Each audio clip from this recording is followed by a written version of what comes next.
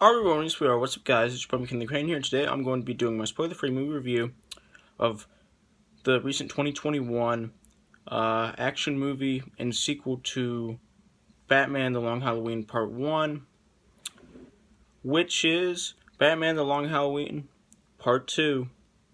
Now, let's get into it.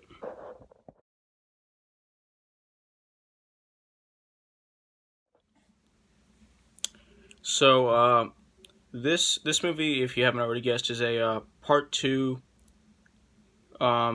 It's the second part of the Batman The Long Halloween story, movie story. The first half of this story was told in the movie Batman The Long Halloween Part 1, which was released last month. Actually, no, not last month, but almost a month ago. And I love that one. That one was perfection. And now, after having seen Part 2, I saw it like a couple hours ago. I'm going to be giving you guys my thoughts on the movie, and I'm going to be doing my spoiler-free review of the movie. Anyway, so this movie once again stars Jensen Ackles as Bruce Wayne, aka Batman.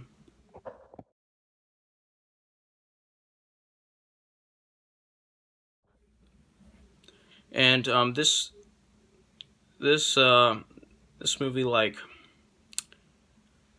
kind of leaves directly off of the events of Part 1. This movie takes place 3 months after the events of Part 1, because the whole Batman Long Halloween story takes place over the course of 1 year. And so basically, Batman has been kind of mind controlled for the past 3 months in this story, and now he's finally breaks free from that mind control, and then he's just okay, now I got to get back to finding out who the Holiday Killer is. And for those of you who don't already know, the Holiday Killer is the main killer in this story that nobody knows. It's like a mystery. Nobody knows who the Holiday Killer is, except for the Holiday Killer himself. And this killer only kills on holidays. That's why they call this killer the Holiday Killer. And this killer usually targets those of the members from the Maroney gangster family.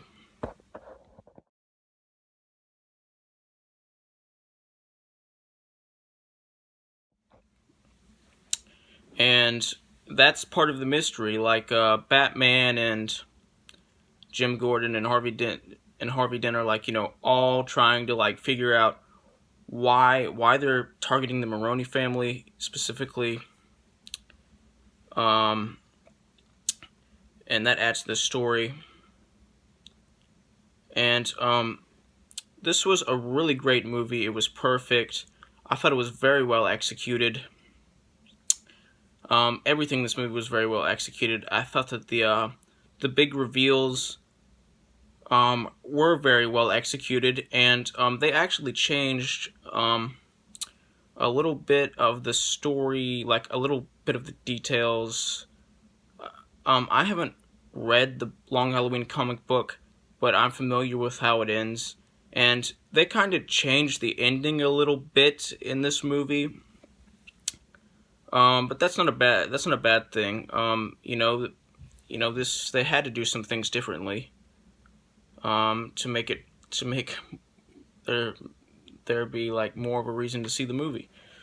And I thought the ending was perfection, and it was very well executed, and I already knew what was coming because I had the ending spoiled for me, and it was still like really impacting. The ending was still like really impacting, like it really impacted. Like it was still like really shocking, and just it just made you go, wow. It's like I can't believe this was the killer, even though I already knew this was the killer. This person was the killer. And it's kind of a dark ending, but in a good way, of course. And it's kind of a bleak and unsettling ending, but in a good way, of course. And I thought the killer's motivations, which were finally revealed, were awesome. Like I felt like those were actually like understandable like motivations, if you know what I mean, and sympathetic motivations. And I loved like how thrilling this movie was, and how you really wanted to know how it ended. And I loved like the whole Two-Face transformation in this movie. I thought they handled that really well. Harvey Dent in this movie is really great. Especially during like the Two-Face transformation. I thought like Harvey trying to like deal with like Harvey like dealing with all that, with that other part of himself, other side of himself, was really thrilling and just really gripping, and was just really kind of realistic in a way, because I feel like they never really come out and say this, but in the movie, but I feel like the whole Two-Face transformation thing for Harvey in this story was like a result of like PTSD leading to him having schizophrenia. I feel like Harvey Dent in the story is schizophrenic. Like that's part of how like there's this whole other side of him. It's not that he's just two-faced. I hate it when people say that.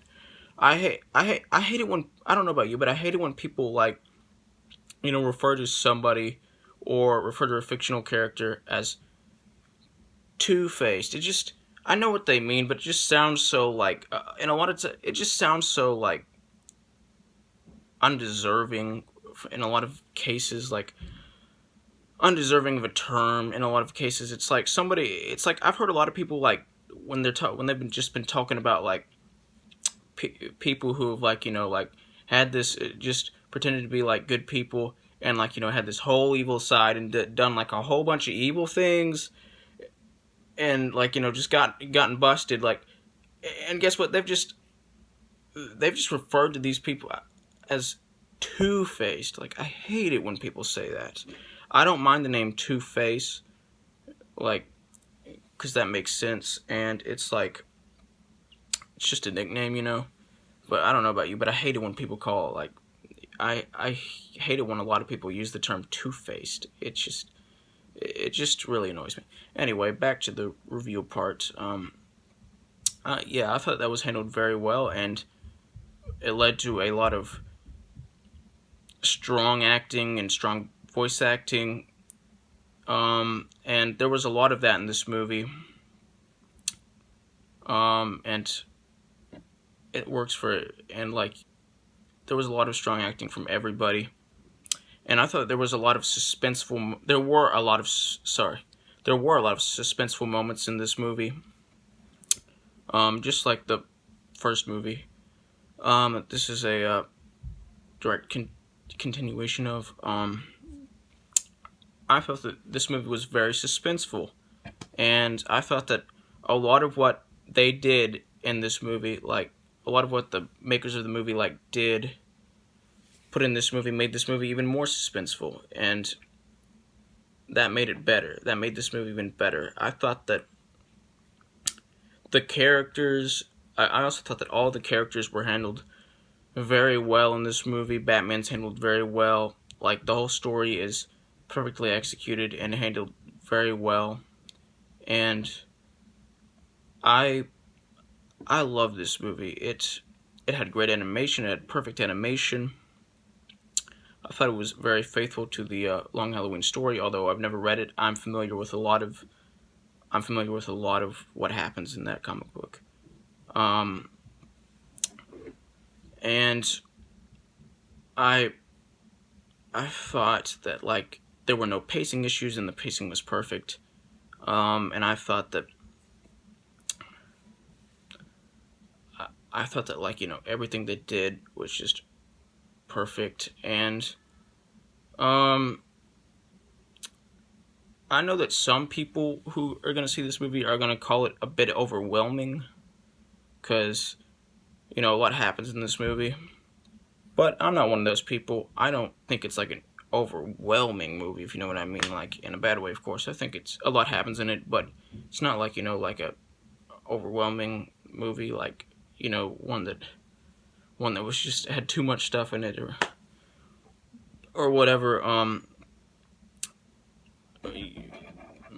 specifically talking about how there were like a lot of villains in this movie. And I didn't have a problem with that. These villains felt very necessary, and they made the story better, especially Scarecrow.